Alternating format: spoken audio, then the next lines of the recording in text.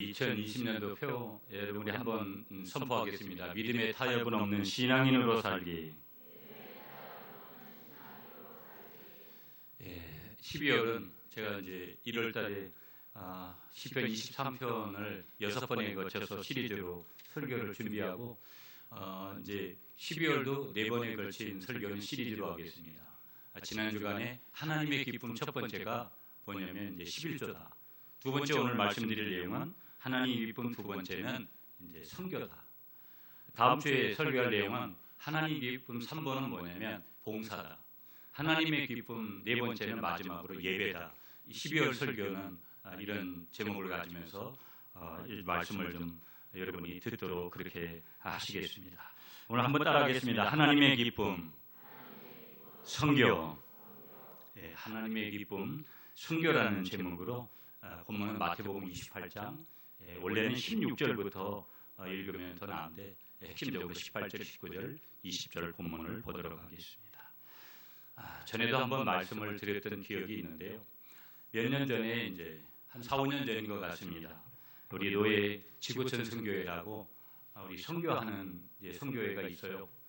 그것에 주관을 해가지고 홍콩 마카오 지역을 갔습니다. 홍콩 마카오 지역은 처음으로 갔는데요. 마카오 선교 다 마치고 먼저 마카오로 가서 그 다음에 홍콩을 갈 때 홍콩은 어떻게 갔냐면 비행기를 타고 간 것이 아니라 배를 타고 갔습니다. 홍콩에 가면 홍콩 여러분 매우 이제 가보신 분들도 아시겠지만 매우 이제 좋은 곳 아니겠어요? 좋은 나라죠. 영국령이었다가 이제 중국으로 반환하지만 그건 쉬운 게 아니잖아요. 지금 보면요. 어떻게 보면 사람들은 중국 사람인 것 같이 화교들 같이 보이지만 어떤 의미에서는 또 모든 문화나 모든 것들이 다 영국 문화에 젖어 있는 사람들 아니겠어요? 보면은 나름대로. 홍콩에 가면 아주 다양한 것들이 많이 있지만 홍콩의 산 중에 도풍산이라는 산이 있습니다. 여러분, 이 도풍산을 갔는데 이 도풍산을 간 목적은 뭐냐면 거기에 도풍산 교회라는 교회를 탐방을 하려고 저희들이 간 거예요. 그러면 이 도풍산 교회 이야기에 대한 내용을 조금 여러분들이 좀 이해를 하실 필요가 있는데 역사를 좀 거슬러 올라가면 1890년에 굉장히 좀 시간이 이제 그 전이죠. 1890년에 도풍산이 있는 곳은 중국 땅이었습니다. 그 중국 땅이었을 때 노르웨이의 선교사님 칼 라이헐트라는 선교사님이 그 땅에 도착을 해요. 선교하려고 도착한 거죠. 홍콩 땅에. 이 라이헐트 선교사님은요. 그 당시에 도풍산은요. 말 그대로 도자가 비상한 거거든요. 그러니까 거기에 하나님을 섬기고 있을 턱이 없겠죠. 그러니까 복음을 전하러 갔기 때문에 그 당시 라이얼트 선교사님이 갔을 때 이 도풍산은 절과 불교 신자들이 굉장히 많은 거예요. 도풍산이면 그런 것이 아니라 홍콩 지역 자체가 그런 거예요. 그래서 특별히 도풍산을 중심으로 한 이 지역에 복음을 전하면 이 홍콩뿐만 아니라 광동성, 중국의 그 일대에 복음이 쉽게 확산될 것을 예상을 하고 생각을 하고 매일 이 칼 라이얼트 선교사님이 기도하고 성경을 묵상하면서 동시에 불교에 관한 지식들을 도풍산 그 근처의 승려들에게 배우기 시작했어요. 참 놀라운 거죠. 여러분, 우리는 뭐라 그래도 예수 믿는 사람들은 불교나 스님들이나 아니면 이런 사람들을 만나면 매우 꺼려지고 상대방도 우리에게 그런 선입견을 가진 게 맞아요. 그렇게 칼 라이얼트 이 선교사님이 이 홍콩에 도착해서 도풍산에서 몇 개월 이렇게 생활하는 가운데 시간이 몇 개월이 흘렀습니다.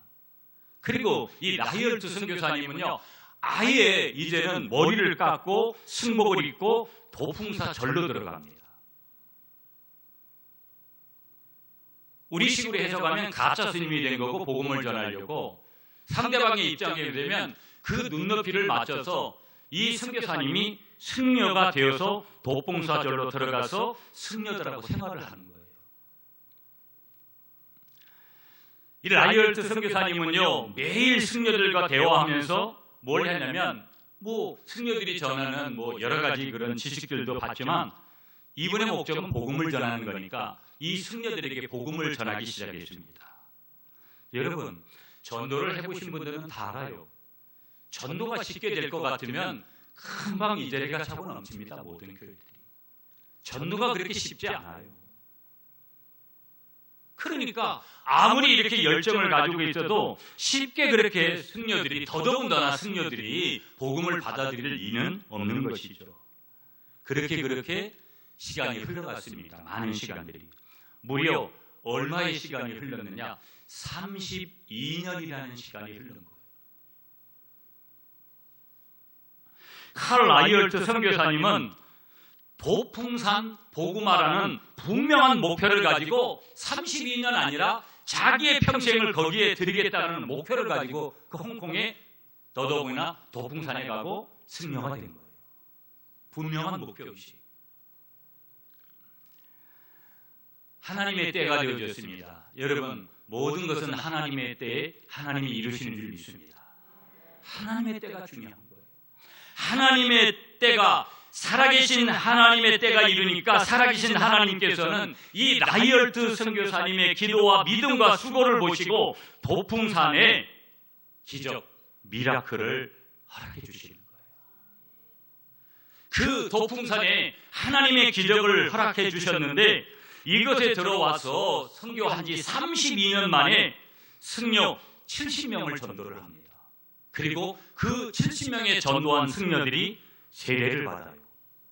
이건 여러분 어마무시한 사건이에요. 한 명의 승려가 여러분 세례를 받고 회심을 하고 돌아오는 것도 어려운데 70명의 승려가 세례를 받고 예수를 믿고 세례를 받는 이런 일은 흔히 일어나는 그런 일이 아니라는 거예요. 그런데 32년의 목표를 가지고 달려온 이 라이얼트 선교사님의 복음의 열정에 하나님이 감동을 주시고 70명을 전도하게 하시고 세례를 주게 하는 그런 놀라운 기적이 일어났다는 거예요. 그래서요, 원래는 당연히 도풍산의 그 불교 절들이 굉장히 많죠. 저도 가서 직접 봤지만 불교 사찰이었던 그 자리에 하나님의 생명의 말씀이 들어가자 구원의 역사가 일어나게 되어지고 지금은 그 사찰이 교회로 바뀌어져서 거기에 도풍산 교회가 자리하고 있습니다. 참 그 자리에 서서 여러분 이 라이얼트 선교사님이 어떻게 32년을 보냈을까라는 생각을 해보면 다 알지 못하잖아요. 그러나 분명한 것은 하나님의 역사하셔서 사찰이 교회로 바뀌어져서 지금 그 도풍산 교회가 여전히 홍콩 도풍산에 가면 그 자리에 그렇게 자리하고 있는 거예요. 그래서요, 사찰들은 또 이 여러 가지 시설들이 많잖아요. 보면 여러 건물들이, 그 여러 방들과 건물들은 기독교 수양관, 문화센터로도 변해지고 있는 거예요. 우리는 이 칼 라이얼트 선교사님의 32년의 세월, 전 인생을 걸었던 그의 인생의 자리를 보면서 우리는 뭘 하나 좀 질문해 볼 필요가 있냐면 32년 동안 70명의 승려를 전도하려 자신의 일생을 바쳐 저를 교회로 바꿔놓았는데 이유가 뭘까? 다른 거 뭐 있겠어요? 예수님 때문이고 이유가 뭘까? 복음 때문이고 이유가 뭘까? 선교 때문이고 이유가 뭘까? 영혼 구원 때문이 아니겠어요? 가끔 목사로서도 이런 선교사님들을 보면 여러분 좀 죄송하지만 제가 너무 작아지고 제가 너무 부끄러워지는 거, 그런 거 정말 많이 느끼죠. 제가 뭐 저희 교회가 선교를 조금 해가지고 뭘 어떻게 했다 자랑할 거 아무것도 없고 뭘 우선순위로 비교의식으로 가자는 건 아니지만 부끄러워지는 건 어쩔 수 없어요. 해외적인 예를 하나 말씀드렸는데 여러분 국내로 와가지고 조금 우리 국내의 상황을 조금 한번 여러분들하고 나누고 싶어요. 여러분 우리 제자훈련 하면서 제자훈련 졸업식에 항상 갔던 곳이 어디냐면 졸업식에 저희가 MT로 서울의 양화진을 갔습니다. 여러분이 서울의 마포구 합정동에 가보시면 양화진 외국인 선교사 묘지가 있습니다. 여기 이미 가보신 분들, 저하고도 가보신 분들은 여기에 500명이 넘는 외국인 선교사하고 그의 가족들이 거기에 묻혀 있습니다.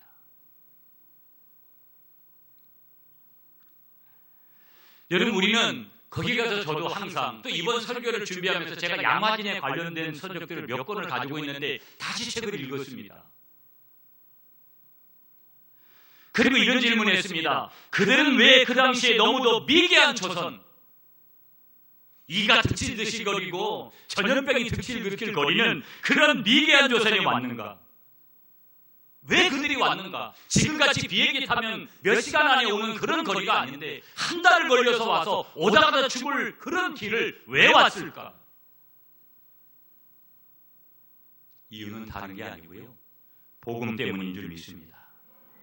성경을 위해서 왔다라는 거예요. 여러분, 그 중에 한 분을 소개하려고 합니다. 1890년 7월 28일에 헤론이라는 선교사님이 최초로 그 양화진 묘지에 묻히면서 외국인 묘지가 거기에 시작이 되는데요, 이 헤론이라는 분은 양화진에 묻힌 최초의 선교사이기도 하고, 그로 인해서 양화진 외국인 선교사 묘지가 생겨나기 시작한 거예요. 이분이 처음 거기에 묻히는 것으로 인해서. 이 헤론이라는 선교사님은요, 1856년 6월 15일 영국에서 회중교회의 경건한 목사님 부부의 아들로 태어납니다. 14살이 되던 해에 아버지가 가족들을 데리고 미국으로 다 이제 이민을 떠나요. 그래서 이 헤론 선교사님은요, 27살이 되어졌을 때 테네시 의과대학에 결국은 졸업을 하는데, 워낙 공부를 잘해가지고요, 그 학교에서 교수가 되어질 것을 학교에서 요청을 합니다. 그런데 보세요 여러분, 그는 이것을 이런지하에 거절합니다. 이유가 뭐냐고 물었을 때 이유는 다른 것이 아니라 이미 27살 때가 되기 이전에 하나님 앞에서 그 이전부터 조선의 선교사가 될 것을 응답받았고 조선의 선교사로 갈 것을 꿈꿨기 때문에 다른 어떤 제안도 결국은 이 헤론 선교사님이 받아들이지 않는 거예요. 조선에 선교하러 가는 거, 복음 전하러 가는 거, 그것 때문에 결혼합니다. 결혼한 동시에 1884년 봄에 최초의 조선 선교사가 될 것을 꿈꾸었던 그가 장로교파 조선 선교사로 정식 임명을 받고요, 1885년 6월 20일에 한국 땅에 입국을 해요. 조선 땅에. 여러분, 우리는 1884년이냐 1885냐 연대기를 가지고 언더우드 아펜젤러를 갖다가 늘 떠올려요. 그 수많은 선교사님 중에 한 사람이 누구냐? 이 헤론이라는 선교사님인데요. 여러분, 이 헤론이 오기 전에 의사 선생님들 중에 유명한 한 사람이 누구냐면 알렌이라는 분을 여러분이 아실 거예요. 이 알렌이라는 분은 광해원이라는 여러분 병원을 세우거든요. 그런데 이 광해원이라는 이 병원을 알렌이 운영하다가 사정이 생겨가지고 두 번째 그 병원의 원장으로 누가 오냐면 이 알렌이라는 분이 헤론이라는 분이 두 번째 병원장으로 취임을 해요. 그래서 그 당시에 우리나라 임금이 누구냐면 고종이거든요. 고종의 출치로 임명이 되고 고종과 명성황후, 여러분 잘 들어보셨을 거예요. 명성황후의 극진한 사랑을 받으면서 조선에서 복음을 전하기 시작합니다. 헤론이. 그러나 헤론은 나중에 뒤에 가서 이 광해원이라는 병원을 제중원으로 변경을 해요. 변경한 이유가 뭐냐면요, 변경한 이유가 다른 데 있는 것이 아니라 이 사람은 헤론은 그 당시에 고종과 명성황후의 총애를 받았는데 그런 왕실의 총애만 받으면서 특권 총애만 의료 혜택을 베푸는 것이 그것이 마땅하지 않다, 하나님 말씀에 마땅하지 않다, 그렇게 생각이 돼서 가난한 사람에게도 병든 사람에게도 그 의료 혜택을 베풀고자 하는 생각이 간절했기 때문에 병원명을 광해원에서 제중원으로 바꿔버렸어요. 여러분, 우리나라가 지금 얼마나 잘 사는 나라가 됐습니까? 너무 교만해졌죠. 그 당시 조선의 백성들의 여러분 그 생활과 삶이라는 거, 육신적인 건강의 상태라는 것은 비참했죠.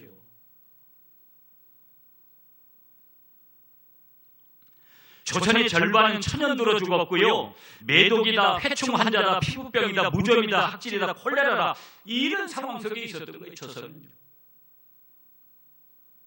이런 상황 속에서 병원을 시작한 헤론의 고충이 얼마나 컸을까라는 것을 생각을 하면 그건 무르나 많아질 거라는 거예요. 여러분, 이 헤론 선교사님은요 밤낮 쉬지 않고 병자들을 돌봤습니다. 그의 그런 희생적인 의료봉사는 정말로 너무나 그 당시에 칭찬을 받고 놀라웠던 거예요. 헤롯은 병자를 돌보는 일뿐만 아니라 그것만 한 것이 아니라 선교사이기 때문에 그 당시에 성경이 별로 없었다. 지금은 여러분 기독서점에 가보세요. 수많은 버전들의 성경이 있는데도 그 성경을 읽지를 않잖아요.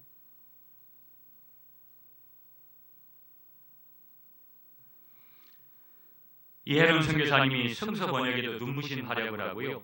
여러분 출판사 중에 대한기독교서회라는 출판사가 있어요. 이 대한기독교서 출판사를 창설한 분이 누구냐면 이혜론 선교사님입니다. 여러분 지금은 기독교가 여러 가지 탄압이다 여러 가지 어려움을 당하지만 초대 국회는 다 기도하고 예배하고 시작했어요. 교회사를 보면 어마무시한 흔적들이 있습니다. 이 나라의 모든 오늘이 있기까지 기독교가 영향을 미친 것은 선교사들이 이곳에 와서 선교하면서 영향을 미친 것은 여러 분야에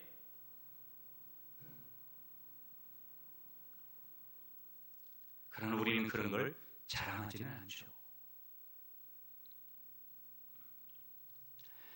그런데 여러분 어느 날 이제 헤롯이 죽는데 천국에 가게 되어지는데 죽기 며칠 전까지도 아픈 몸을 이끌고 수백 킬로가 되는 그런 곳까지 가서 먼 시골에 가서 병자들을 치료해 주던 이 헤롯은요 전염성 이질에 걸려가지고 1890년 7월 26일 결국 숨을 거두고 맙니다.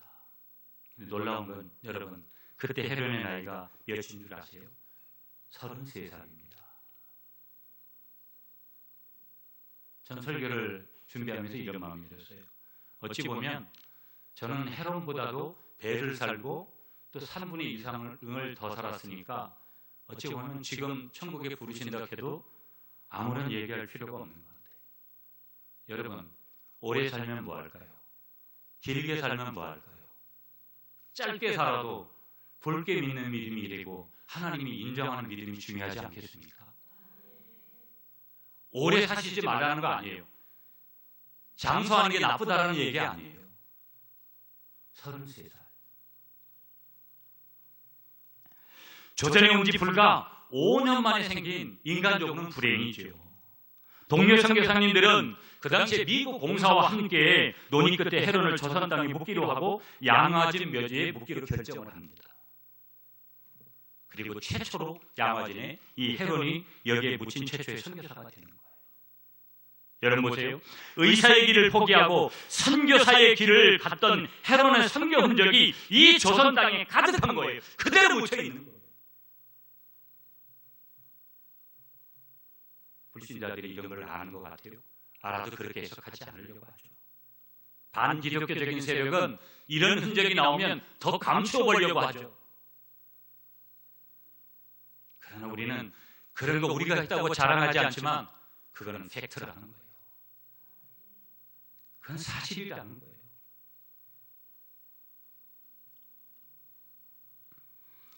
여러분 주보에 보시면 구미 갈릴리교회에 개척고대 비전이 있어요.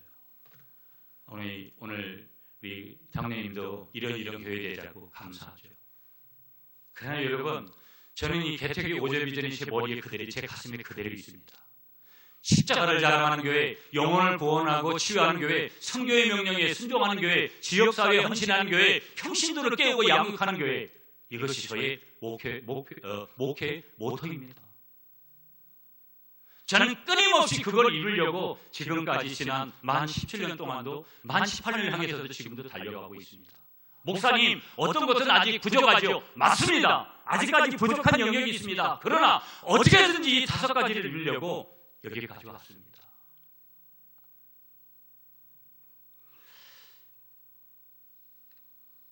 여러분 제가 이제 저희 교회가 이게 한 6억 정도 저희 예배당을 땅을 사고 땅값이 2억 6,200을 주고 샀어요. 평당 250만 원을 주고 샀습니다.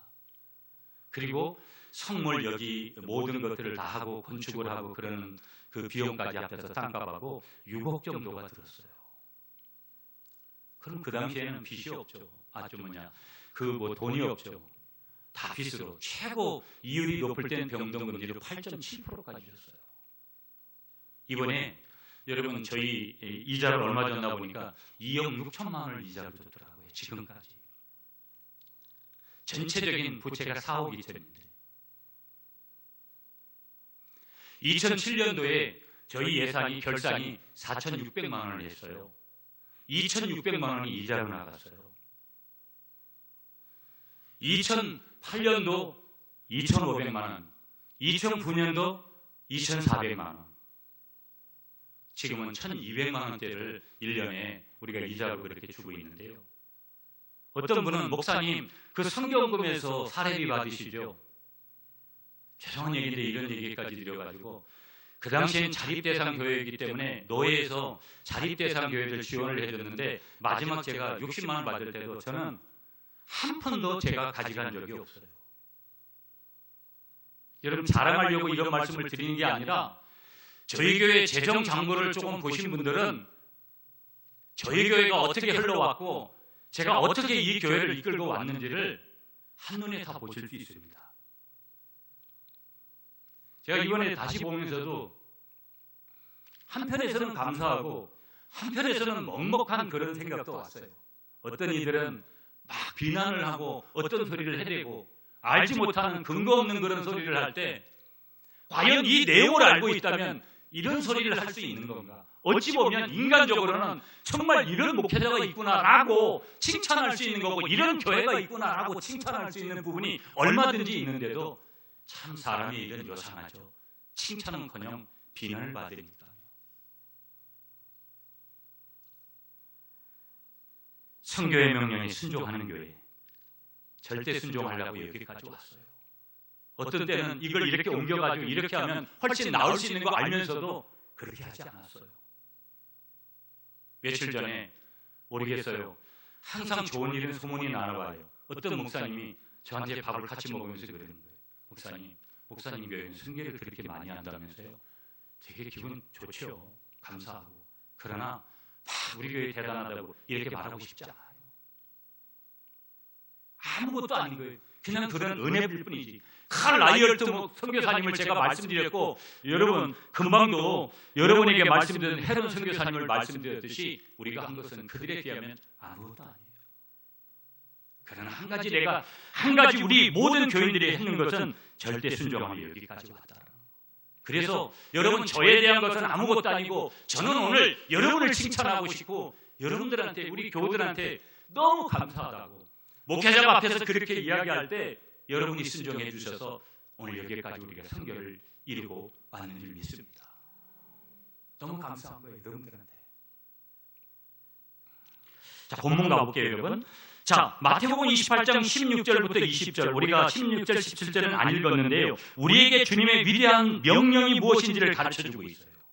그러면서 마태복음 22장 36절부터 37절은요 위대한 주님의 계명이 무엇인지를 거기서 가르쳐줘요. 그러면 여러분 오늘 본문 내용이 아닌 마태복음 22장에 나오는 위대한 주님의 계명은 뭐냐? 하나님 사랑하고 이웃 사랑이다. 다시 말하면 하나님의 사랑함이 이웃을 통해서 더욱 증명되어야 된다는 거예요. 이웃 사랑을 통해서. 내가 하나님을 사랑하냐? 여러분 이번에도 여러분 좀 죄송해요. 저는 여러분들한테 부담을 드려서 어떤 교회를 좀 돕자고 저는 그분하고 친한 것도 없고 그분이 저한테 뭘 부탁한 것도 없어요. 그냥 성령께서 저에게 감동을 주셔서 이번 치유에 더 집중 있게 받으시는 분들이 보여서 우리 성도님들 세 가정이 이번에 그 분에게 싱크대를 해드리면 좋겠다 그랬는데 세 가정이 순종해 주셔서 그렇게 했어요.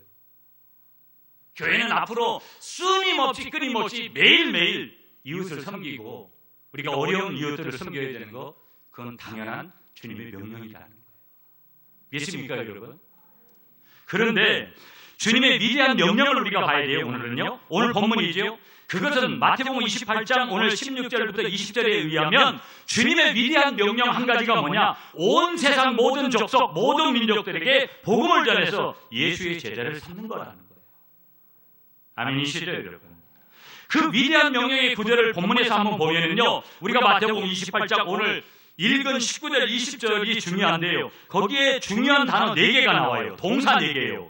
동사 분사형으로 돼서 그렇게 나오는데 찾아보면 그 중에서도 가장 중요한 단어가 뭐고 왜 그 단어가 제일 중요한지를 우리가 알아야 되는데 이렇게 되는 거예요. 여러분 19절 보세요. 가서 제자를 삼아 세례를 주고 가르쳐 지키게 하라. 19절, 20절에 4가지 동사가 나와요. 여러분 여기 잘 들으세요. 여기서 어떤 단어가 가장 중요할까요? 어떤 동사가 가장 중요할까요? 핵심은요, 바로 제자를 삼아요. 제자를 삼는 거예요. 제자를 삼기 위해서 제자를 삼는다 이것은 뭐냐면 여러분 시제로 보면 주동사고요. 나머지는요. 그렇기 때문에 제자를 삼기 위해서 가야 되고요. 세례를 줘야 되고요. 가르쳐 시키게 하라는 거예요. 제자 삼기 위해서. 나머지는요. 다 부가동사예요. 다른 것은요. 부가적으로 그냥 가지로 나 있는 그런 동사들이에요. 이것이 중요하지 않은 것은 아니지만 가장 중요한 것은 제자를 삼는 거예요. 여러분 저희 계단 밑에 내려갈 때 여러분 제자입니까? 묻는 게 이유가 뭔지 아세요? 내가 제자가 돼야 내가 다른 사람을 제자 삼는 거 아니에요? 내가 제자가 아닌데 누구를 제자 삼아요? 그래서 끊임없이 성도들에게 내려가실 때마다 질문하라고 예배를 드리고 갈 때 우리 각자에게 질문하라는 거예요. 나는 예수님의 제자인가? 그 질문 앞에 자신 있게 답을 못한다면 여러분은 적어도 예수쟁이는 아니에요. 예수를 믿으려고 하는 사람이고 종교인일 수는 있어요. 여러분은 나는 예수님의 제자입니다. 그렇게 선포하시고 믿고 그렇게 또 다른 제자를 만들기 위해서 삼기 위해서 선교하시는 복음을 전하는 여러분이 되시기를 축복하겠습니다. 그러면 본문에서 예수님은 제자들에게 너희는 가서라고 말씀하실 때와 또 다른 경우 오라고 말씀하시는 거예요. 가라고 말씀하시면서 가라고만 말씀하시고 오라고도 말씀하시는 거예요. 이 2가지 명령에 순종하기 위해서 교회는 어떤 구조를 갖고 있어야 되느냐? 오라 구조와 가라 구조 2가지가 균형을 이루어야 된다는 거예요. 여러분 오라 구조가 뭐겠어요? 모이는 거예요. 여러분 우리가 앞으로도 코로나가 사회적 거리두기가 조정이 되면 또 우리는 비대면으로 갈지도 모르겠어요. 조심합니다. 분명히 성도들의 안전과 건강과 이런 것들을 책임져야 되죠.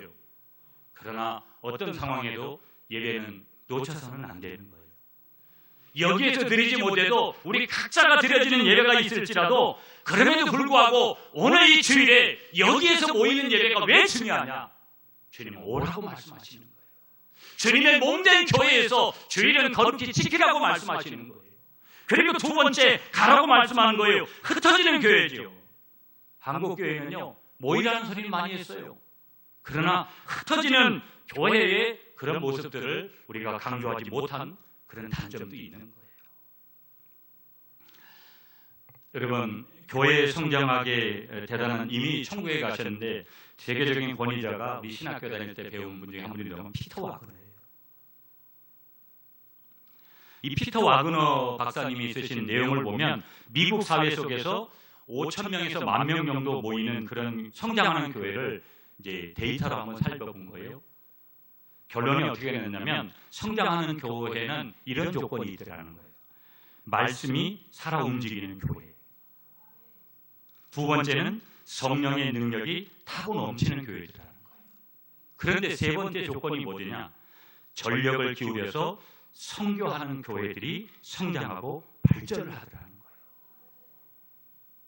여러분, 저희도 참 환난 풍파들이 너무나 많았고 아까도 말씀드리지만 어떻게 보면 저로서도 상처가 되고 아픔이 되는 그런 일들도 많이 겪으면서 목회를 여기까지 해왔어요. 그런데 그런 어떤 세파가 와도 하나님이 흔들림 없이 그 자리에 있도록 하는 성도들이 항상 있었어요. 제가 뭘 잘한 건 아무것도 없고 하나님께서 그때마다 우리를 붙들어 주시는 힘이 있었는데 그걸 경험했는데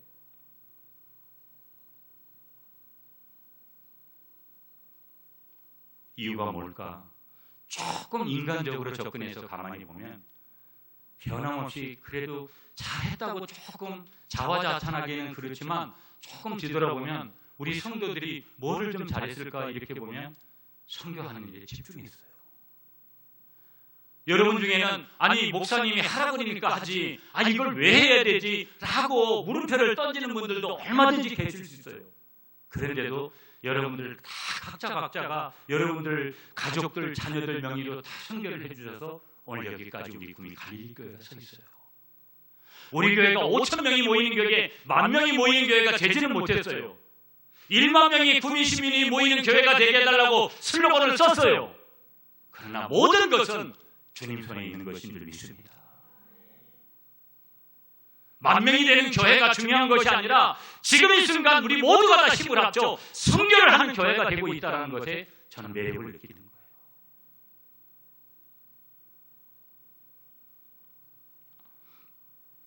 캐나다에 가면 여러분 토론토라는 지역이 있어요. 캐나다는 저는 가보지는 못했는데 거기 피플스라는 교회가 있어요. 피플스 교회. 수만 명이 모이는 교회인데요. 그런데 수만 명이 모이는 교회인데 건물은 낡고 허접해요. 그러나 그 교회는요, 놀라운 사실이 뭔지 아세요? 해외에 150명의 선교사를 파송했다는 거예요. 우리나라 여러분 단일 교회로서 선교사를 가장 많이 파송하는 교회는 여러분 뭐 좋은 일이니까 온누리교회 우리 교단이에요. 150명의 선교사를 파송한다는 것은 어마무시한 것이죠. 분명히. 그런데 여러분 그 교회의 이 피플스 교회 현관에 여러분 중앙에 보면 이런 표를 거기에다 새겨놨다는 거예요. 제일 먼저 세계 선교, 제일 먼저 세계 선교 이렇게 적어놨다는 거예요. 세계 선교가 제 1순위라는 거예요. 그러므로 여러분 선교는 어떻게 해야 되는 것일까? 반드시 해야 된다는 거예요. 아멘이시죠 여러분? 고린도전서 9장 16절에 내가 복음을 전할지라도 자랑할 것이 없으면 내가 부득불하니이다. 이 부득불이라는 것은 뭐예요? 반드시 할 일입니다. 하고 싶으면 하고 말고 싶으면 말고 이런 거 아니라는 거예요. 반드시 할 일입니다. 부득불할 일이라. 만일 복음을 전하지 않으면 내게 화가 있을 것이로다. 여러분 저희 교회가 여러분 아까 말씀드린 대로 주보에 보시면 메뉴 날개 같은 부위에 보면 파송한 선교사님들, 후원하는 선교사님들, 후원하는 교회, 후원하는 기관들 거기에 나와 있어요. 18곳을 저희가 선교를 해요. 이제 앞으로 더 이제 구제하는 것도 선교 안에 들어가니까 여러분 어떻게 보면 여러분들이 조금 이제 우리 권사님들도 대부분 일하시고 계셔서 이 주간에 조금 인원이 남고 그러면 아직도 밥 먹는 분들 되게 많아요. 무료급식 같은 것도 하고 교회가 여러분 관공서 같은 데 격려하고 초, 중고, 대학에 어려운 그런 아이들을 위해서 장학금을 지원하고 여러 가지 우리가 해야 될 일들이 구제사업으로도 많이 있죠. 하나님이 힘을 주시는 데까지 우리가 감당하는 것이죠. 아까도 그 어려운 가운데서도 이자를 1년에 수천만 원씩 그렇게 지급하는 가운데서도 선교는 중단 없이 왔어요. 한 번도 중단시킨 적이 없습니다. 여러분 한번 따라하겠습니다. 선교는 하나님이 하십니다. 한 번 더 따라하겠습니다. 선교는 나를 통해 하나님이 하십니다. 자, 그러면 오늘 이런 질문을 하나 크게 해야 돼요. 아니 선교 왜 해야 됩니까?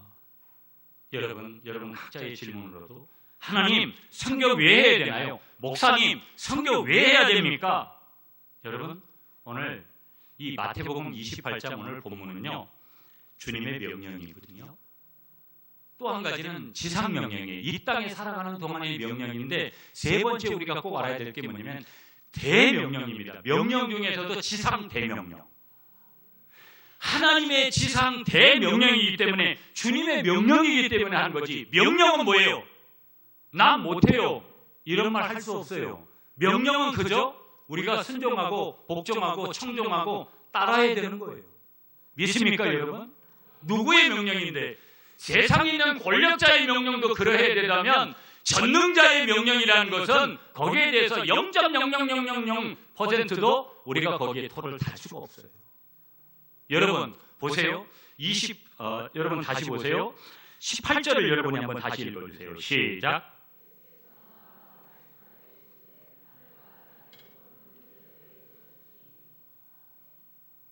여러분 미리 제가 이런 말씀도 드려요. 저희 교회가 이제 부채에 대한 부분들도 이제 마지막 주 정도에 대해서 저희들이 또 그런 말씀도 제가 좀 드릴 거예요. 부담스러운 말씀이 있어요. 인간적으로는. 여러분이 선교하시면서도요. 여러분이 얼마든지 지금 어떤 상황이 여러분들 개개인마다 어떤 분들은 조금 더 여유가 있는 분들도 있지만 정말 어려운 분들이 대부분들이에요. 그러면 이런 생각 많이 오죠. 아유, 내년에는 좀 선교헌금도 적게 하고 이렇게 좀 해봐야지. 그런 생각 와요. 하나님 거기에 대해서 일침을 놓으시는 거예요. 18절 다시 보세요. 예수께서 나와 말씀하여 이르시되 하늘과 땅의 모든 것을 내게 주셨으니 이미 주셨다라는 거예요. 그 말은 뭐예요? 오늘 아침에 저희 집사람하고 저희도 우리가 하나님의 교회를 위해서 어떻게 헌금할 것인가를 둘이 의논했어요. 그리고 어떤 저기를 결정했어요. 선교뿐만 아니라 앞으로 저희가 해야 될 그런 것들을 둘이 부부가 이야기를 나누고, 여러분 죄송하지만 저희 뭔가 어디다가 감춰놓은 그런 재산이나 이런 거 전혀 없어요. 하나님이 주실 걸 믿고 하나님이 주신 거로 생각하고 그렇게 모든 것들을 작정하는 거예요. 하나님 앞에서. 왜? 이 말씀이 분명히 우리에게 주셨다고 이미 완료형으로 말씀하고 계세요.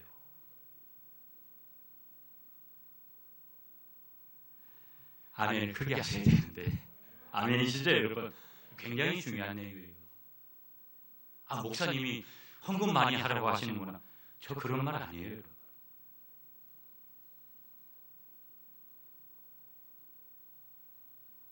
우리에게 이미 하나님께서 그 능력을 주셨다는 거.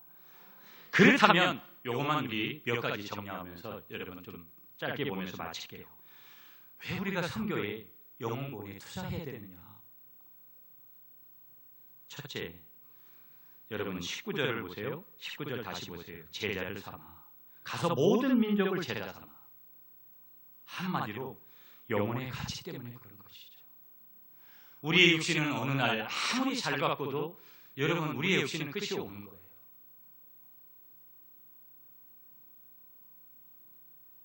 육신은 값어치 없다 이런 거 아니에요. 영혼력이 다 가치가 있는 거예요.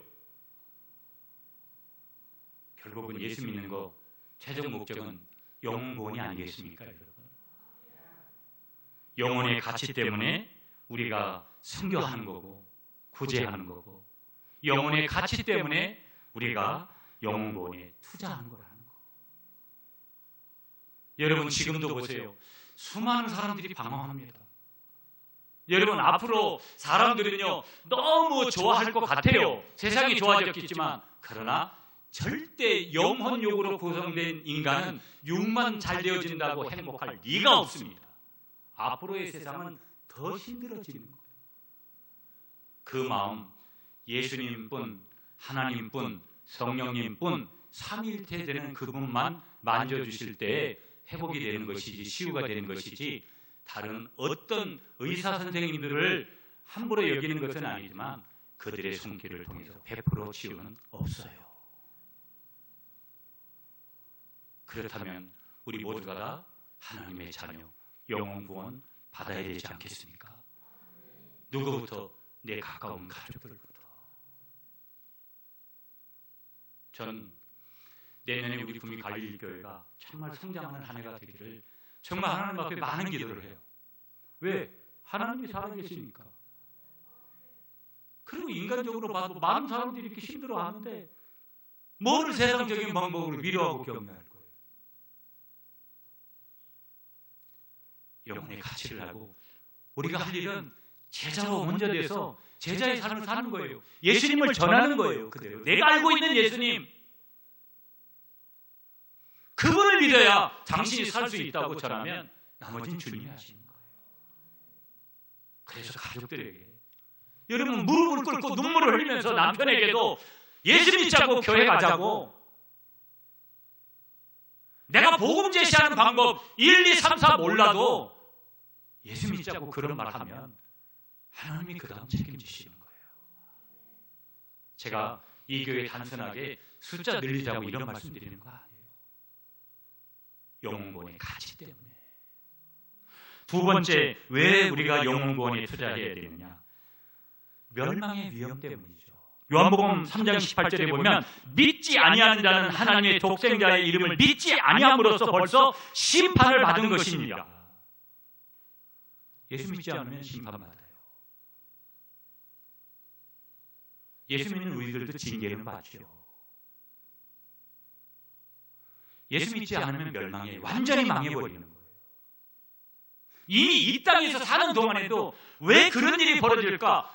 복음을 떠났기 때문에 그런 일이 벌어지는데도 우리는 그것을 깨닫지를 못하는 것들이 굉장히 많아요.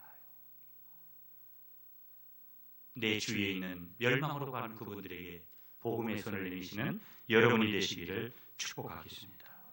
세 번째요, 왜 우리가 영혼권에 투자해야 되느냐? 내일 일을 몰라요. 잠언 27장 1절에 보면 너는 내일을 자랑하지 말라. 하루 동안에 무슨 일이 날는지 내가 알 수 없음이니라. 여러분 성경 내용 잘 아시죠? 어떤 부자가요, 많은 재물을 창고에 가득 쌓아두고는 이야 이제 몇 년 동안은 끄떡도 없다, 그렇게 거기에 대해 쌓아두고 평안히 즐기자 그렇게 생각했어요. 야 이제는 뭐 좀 편안하게 좀 놀고 여행도 다니고 그렇게 하자. 그날 밤에 주님이 찾아오셔서 뭐라고 말씀하세요? 그 영혼을 불러가 버리시는 거예요.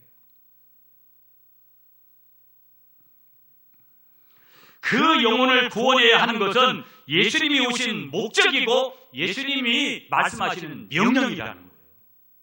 그러면 우리도 성경만이 아니라 영혼 구원은 전도는 명령이니까 우리가 순종해야죠. 저는 어찌 보면 기독교는 항상 어려울 때 부흥하고 성장하고 살아남았어요. 그릇토기가 확실하기 때문에.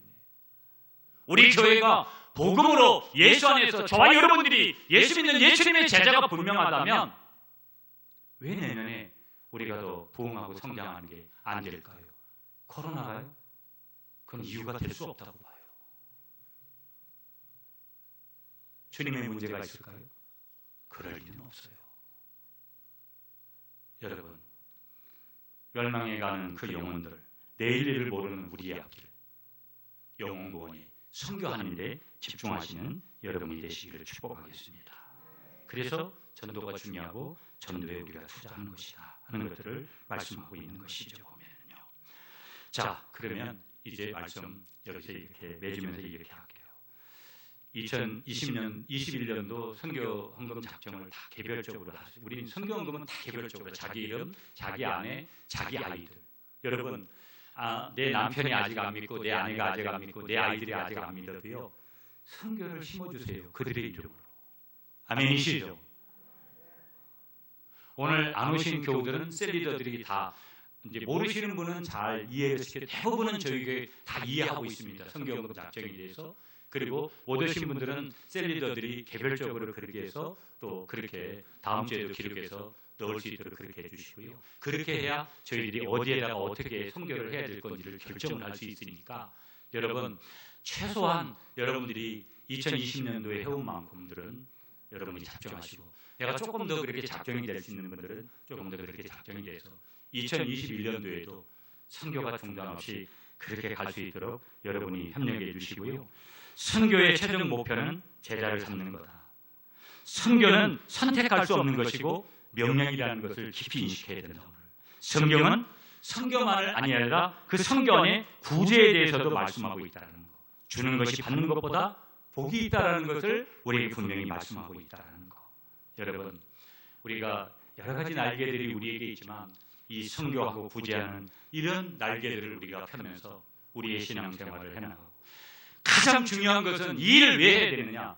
하나님의 기쁨이 선교이기 때문에, 명령이기도 하지만 하나님의 기쁨이 선교이기 때문에 여러분 그러하다는 것을 기억하시면서 하나님의 기쁨이 선교 앞에 2021년도 오늘 우리 잠깐 기도하고 우리 작정하겠는데 여러분 우리 함께 작정하시는 여러분들 되시기를 간절히 축복하겠습니다.